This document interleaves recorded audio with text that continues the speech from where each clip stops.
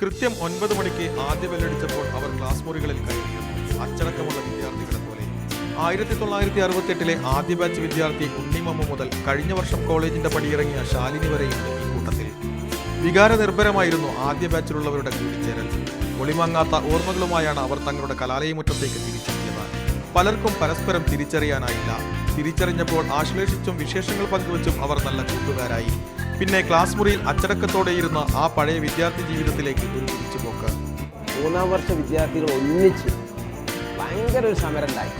ഏതായാലും കോളേജിലെ 15 വിദ്യാർത്ഥികൾ ഒന്നിച്ച് യൂണിവേഴ്സിറ്റി വരെ മാർച്ച് നടത്തി.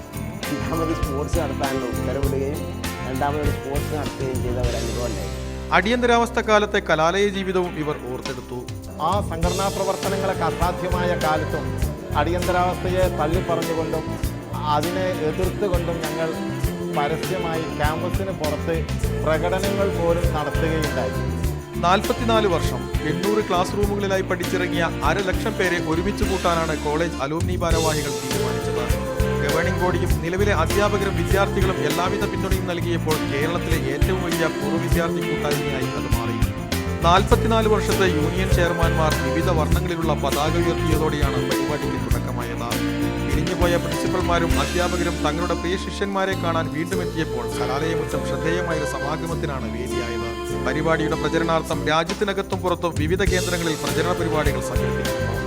സോഷ്യൽ നെറ്റ്വർക്കുകളുടെ സഹായവും പ്രചരണത്തിനായി ഉപയോഗിച്ചു. 44 വർഷത്തെ കോളേജ് മാഗസിൻ ഉൾപ്പെടുത്തിയ ഡിജിറ്റൽ സോവനീറാണ് ചടങ്ങിനെത്തിയവർക്കുള്ള ഉപഹാരം. ഇതും ഒരു ചരിത്ര രേഖയായി അടയാളപ്പെടുത്തി. 968 മുതൽ 2012 വരെ ബാച്ചിലെ വിദ്യാർത്ഥികളാണ് ഇന്ന് വീണ്ടും അവരുടെ ക്ലാസ് മുറികളിൽ ഒത്തുകൂടിയത്. കോളേജ് അധ്യാപകരും ഡോക്ടർമാരും കച്ചവടക്കാരും കർഷകരുമുണ്ട് ഈ കൂട്ടത്തിൽ. സൗഹൃദം തുടരാമെന്ന് പരസ്പരം ഉറപ്പു നൽകിയാണ് ഇവർ പിരിഞ്ഞുപോയത്.